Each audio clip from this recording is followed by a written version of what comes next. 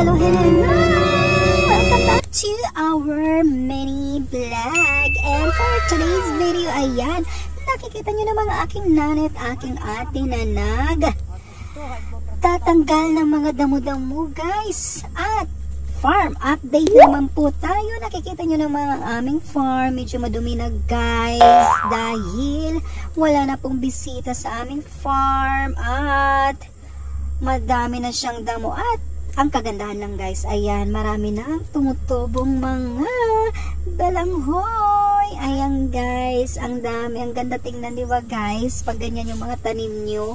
Ang lalaki na ng mga balanghoy, guys. At dito naman yung iba pang mga pananim na hindi na tumubo. Mga damo lang ang tumubo. Ayan, guys, yan ang pamangking ko, guys. Bubukas ng buko. At ayan si mother at si father. So ayan, nakuha nila na fruit crops ay balanghoy, ang guys. Ang daming balanghoy at ang lalaki pa ng balanghoy, guys. Ang sasarap. Sinong nakakaalam sa ganyang fruit crops sa inyo, guys? Sa aming bilanghoy. Tagbuyan na ni nanay. Kamuting kahoy ata yan sa Tagalog. Ayan po yan siya, guys. So ang daming naani. Ganyan talaga.